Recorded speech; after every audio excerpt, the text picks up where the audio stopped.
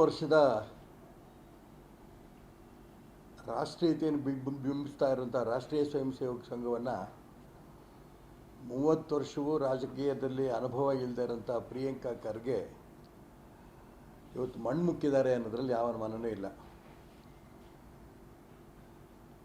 ಇವತ್ತು ಧಾರವಾಡ ಹೈಕೋರ್ಟಲ್ಲಿ ರಾಷ್ಟ್ರೀಯ ಸ್ವಯಂ ಸೇವಕ ಸಂಘದ ಎಲ್ಲ ಚಟುವಟಿಕೆಗಳಿಗೂ ಕೂಡ ಹೇಗೆ ಮುಂಚೆ ನಡೀತಾ ಇತ್ತೋ 100 ವರ್ಷದಿಂದ ನಡೀತಾ ಇತ್ತೋ ಅದೇ ರೀತಿ ಸರ್ಕಾರಿ ಜಾಗಗಳಿರ್ಬೋದು, ಬೇರೆ ಯಾವುದೇ ಜಾಗಗಳಲ್ಲಿ ಸಂಘದ ಶಾಖೆ ನಡೆಯೋಕ್ಕೆ ಅವಕಾಶ ಉಂಟು ಅಂತ ಸ್ಪಷ್ಟವಾಗಿ ಇವತ್ತು ಕೋರ್ಟ್ ತೀರ್ಪು ಕೊಟ್ಟಿರೋದು ಇದು ಭಾರತದ ರಾಷ್ಟ್ರೀಯತೆಗೆ ಸಿಕ್ಕಂಥ ಜಯ.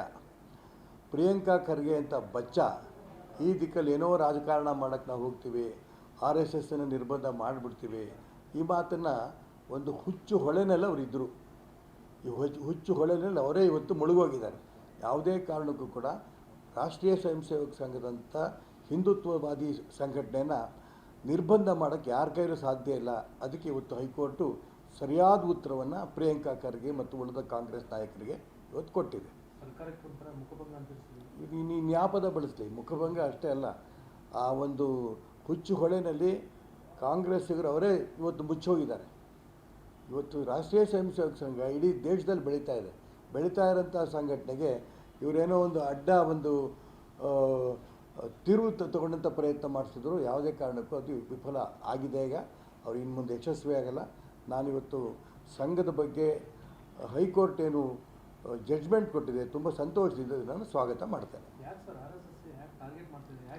ಯಾಕೆ RSSನ ಬಗ್ಗೆ ಟಾರ್ಗೆಟ್ ಮಾಡ್ತಾರೆ ಅಂದರೆ, ಇವತ್ತು ಇಡೀ ದೇಶದಲ್ಲಿ RSSನಿಂದ ಬೆಳೆದಂಥ ಸ್ವಯಂ ಸೇವಕರು ಪ್ರಧಾನಮಂತ್ರಿ ತನಕ ಆಗಿಬಿಟ್ಟಿದ್ದಾರೆ.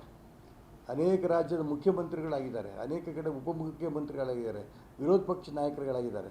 ಇನ್ನು ಹೀಗೆ RSS ಬೆಳೀತಾ ಹೋದರೆ ಕರ್ನಾಟಕ ರಾಜ್ಯದಲ್ಲೂ ಕೂಡ ಕಾಂಗ್ರೆಸ್ ಕೊಚ್ಚಿ ಹೋಗುತ್ತೆ ಅನ್ನೋಂಥ ಭಯದಿಂದ RSS ನಿರ್ಬಂಧ ಮಾಡೋಕ್ಕೆ ಪ್ರಯತ್ನ ನಡೆಸಿದ್ರು. ಇವತ್ತು ಕೋರ್ಟು ಅದಕ್ಕೆ ಸರಿಯಾದ ಉತ್ತರ ಕೊಟ್ಟಿದೆ.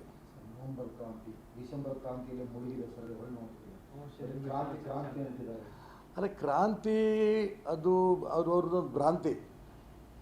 ಕಾಂಗ್ರೆಸ್ಸಿನವರು ಅವ್ರ ಹೈಕಮಾಂಡು ಏನು ತೀರ್ಮಾನ ಮಾಡುತ್ತೋ ಅದು ಅವ್ರಿಗೆ ಬಿಟ್ಟಿದ್ದು. ಮುಖ್ಯಮಂತ್ರಿ ಯಾರು ಇರಬೇಕು, ಯಾರು ಇರಬಾರ್ದು, ಅವ್ರ ಪಕ್ಷದ ತೀರ್ಮಾನ.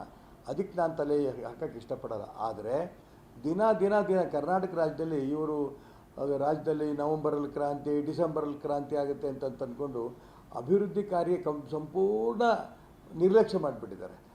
ಸರ್ಕಾರಿ ಅಧಿಕಾರಿಗಳಿಗಂತೂ ಯಾವುದೇ ಸಮಸ್ಯೆಗಳು ಕೂಡ ಅವ್ರಿಗೆ ಗಮನ ಕೊಡೋಕ್ಕೆ ಆಗ್ತಾಯಿಲ್ಲ.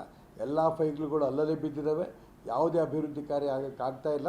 ಹಾಗಾಗಿ ರಾಜ್ಯದಲ್ಲಿ ಒಂದು ಸರ್ಕಾರ ಇದೆ ಅನ್ನೋಂಥ ಭಾವನೆಯೇ ಜನಕ್ಕಿಲ್ಲ. ಆ ಒಂದು ಪರಿಸ್ಥಿತಿ ಗೊತ್ತಿದೆ. ನಾನು ಯಾವ ಪಕ್ಷನೂ ಕೊಟ್ಟಲ್ಲ. ನಾನು ಭಾರತೀಯ ಜನತಾ ಪಾರ್ಟಿಗೆ ಹೋಗೋದ್ರೆ ಅದೇ ಪಾರ್ಟಿಗೆ, ಕೊನೆ ಸಾಯೋ ತನಕನೂ ಕೂಡ BJPಯಲ್ಲಿ ಇರ್ತೀನೋ, ಬೇರೆ ಪಾರ್ಟಿಗೆ ಹೋಗಲ್ಲ.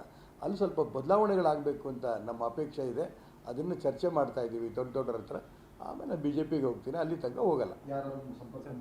ಬೇಕಾಷ್ಟು ಜನ ಮಾಡಿದ್ದಾರೆ, ಅದನ್ನು ವಿವರಕ್ಕೆ ನಾನು ಹೇಳೋಕ್ಕೆ ಇಷ್ಟಪಡಲ್ಲ. ಇನ್ನಷ್ಟು ಹೆಚ್ಚಿನ ಮಾಹಿತಿಗಾಗಿ ಫಾಲೋ ಮಾಡಿ ಬ್ರಿಗೇಡ್ ನ್ಯೂಸ್ ಕನ್ನಡ.